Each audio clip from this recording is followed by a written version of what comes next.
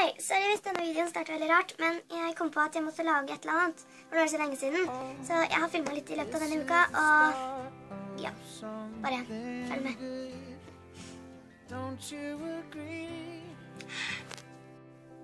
Hei, jeg kan ikke prate så høyt akkurat nå, fordi at jeg er på badet. Ikke bare det kan gå. And we can build through this distraction as we are standing on our feet. So, since you want to be with me, you'll have to follow through with every word you say. And all I really want is you to stick around. I'll see you every day, but you have to follow through. You have to follow through.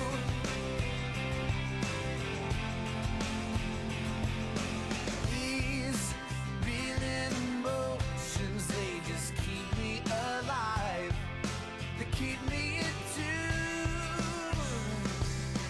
Oh, look what I'm holding here in my fire.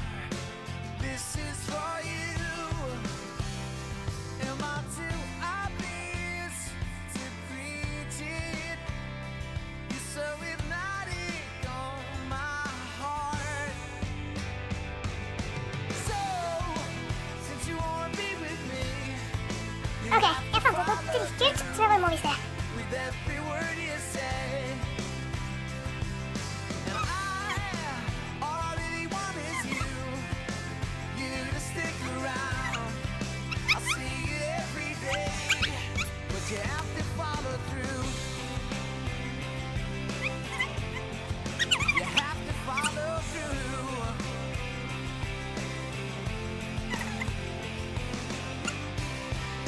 The words you say to me are unlike anything that's ever been said.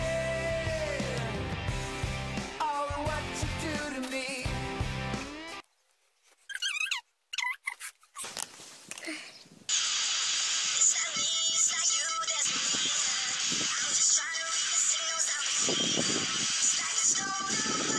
Penelope!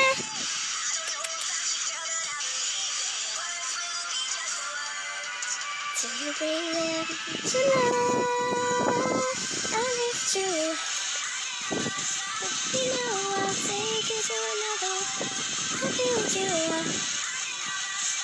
You know I'll take you to another world every day.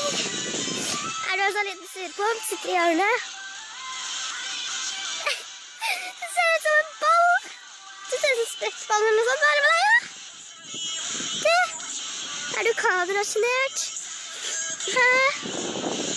Liker du ikke å bli filmet? Har du sceneskrekk? Hæ? Det. Det lille vennen min. Hei. Hva mener du? Du var så energisk for ikke så lenge siden.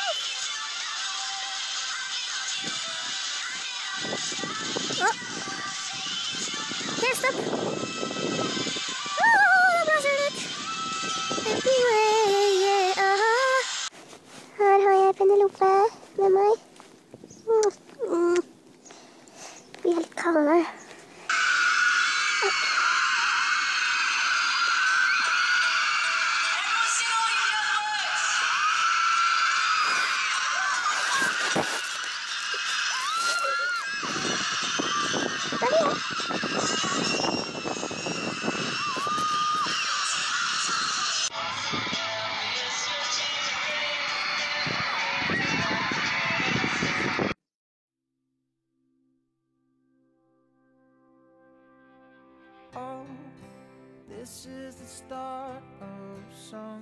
Skal jeg gå og hente lille søskenbussen min ute? Haven't felt like this in so many moons. You know what I mean? And we can build through this distraction as we are standing on Nå lager jeg et eller annet. Ja. Jeg tror det skal bli en slags bokk. Eller noe sånn med noen nubler, noen saker. Og spett.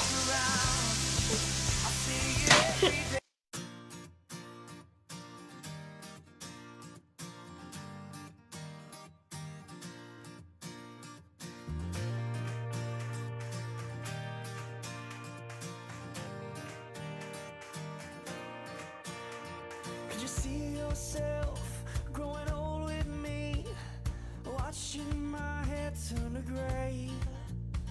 Could you live with me in my mistakes and the ones I have yet to make? So when our eyes have seen their better days and our hearing starts to fade, push your arms around my neck and your heart on your chest. I love you will still sound the same. I love you will still sound the same.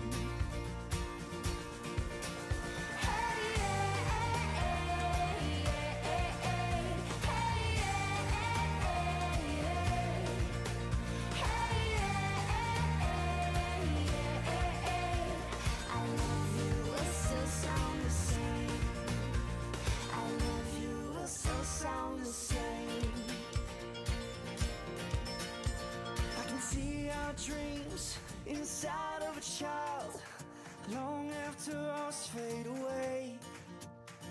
When our ring starts to rust and our skin starts to age, remember the promise we made. Hey!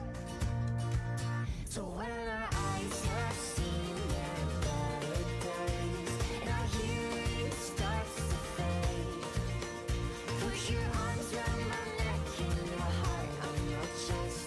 I love you will still sound the same. I love you will still sound the same.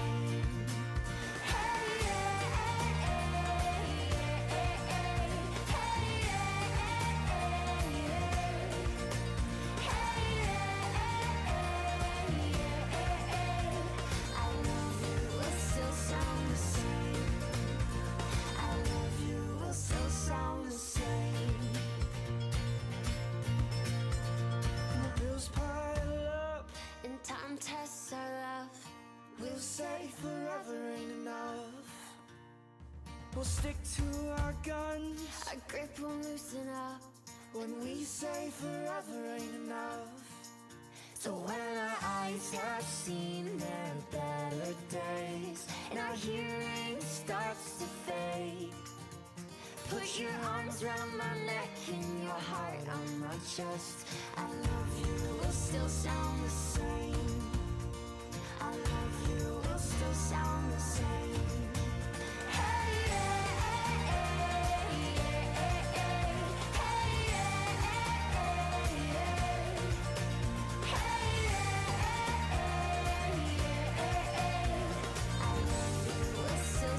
Jeg vet ikke om dere kan høre dette, men hører dere den musikken? Det er et hus som har fest, og det er der borte. Jeg skal gå nærmere.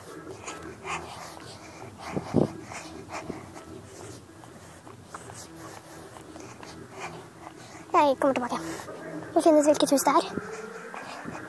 Jeg tror det er det huset her borte. Bil! Nå har jeg gått i sånn, jeg vet ikke, 10 minutter, og jeg hører fortsatt musikken. Og jeg har enda ikke funnet huset. Herregud. Det høres ut som det kommer der borte fra. Ikke i det huset, men der borte fra. Så jeg går og sjekker. Nå har jeg gått i nesten et kvarter, og jeg tror jeg kommer ganske nærme. Det begynner å bli høyere og høyere. Nå er jeg liksom ved hovedveien. Så nå har jeg gått ganske langt, altså. Men nå kommer jeg herfra, denne veien.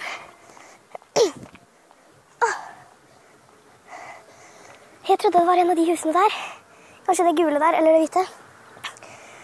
Men når jeg kommer ut på veien, så hører jeg at det kommer derfra. Bak buskene. Hvordan i huleste skal jeg klare å komme meg bak buskene? Det er en hel skog. Jeg kommer ikke til å gå forbi den skogen. Men jævlig. Det er masse skog der. Og det betyr det huset. Det er på Midtåsen. Det er Midtåsen-huset som har party. Og jeg kan høre det helt hjemme hos meg. Jeg er bare ute og går egentlig i grøffkjørtet mitt. Hører på litt musikk. Akkurat nå gjør jeg ikke det, for nå snakker jeg. Og så har jeg en kjempesøt sløyfe her. Og så bare går jeg rundt i nabolaget for litt frisk luft. Men så hørte jeg den musikken, og da hadde jeg så lyst til å sjekke ut hva det var for noe. Men så viser det seg at jeg er på den andre siden av skog. Så det kommer jeg ikke til å gjøre. Herregud! Kan dere høre det? Sånn som jeg hører det herfra. Som hvis det er på andre siden av skogen, er et kvarter unna. Det er sånn jeg hører det på rommet mitt. Det er jævlig høyt. Tenk hvor høyt det er her da. Det er jo folk der tydeligvis. Tenk hvor høyt det er liksom inne i huset. Herregud, de må jo ha dårlig hørsel til fuck. Da kommer det bil. Herregud, hører du nå? Se bak meg. Vent, hvor er den der? Jeg gikk akkurat ned der. Nå kommer jeg ut på en vei. Herregud, altså, det er høyt. Jævlig høyt. Vel, nå skal jeg til en barnehage, ha det litt gøy der. Høre på litt Becky Dylan. Og litt Five SOS. Hvis ikke du vet hva det er, så er det 5 Seconds of Summer. Det er et av mine favorittband akkurat nå. Men så skal jeg hjem. Det begynner faktisk å bli litt kald. Someday, baby, you and I gonna be the ones and good luck's gonna shine. Someday, baby, you and I gonna be the ones, so hold on.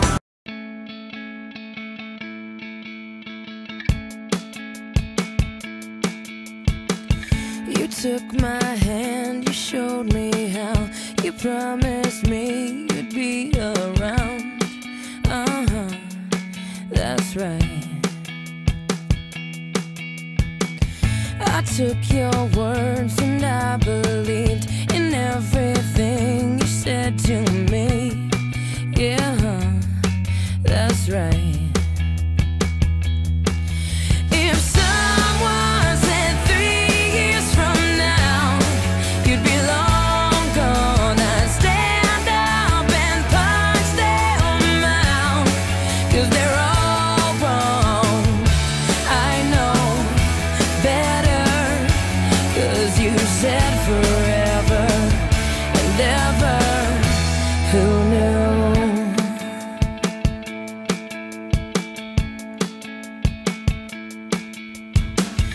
Remember when we were such fools and so convinced and just too cool? Oh no, no, no. I wish I could touch you again. I wish I could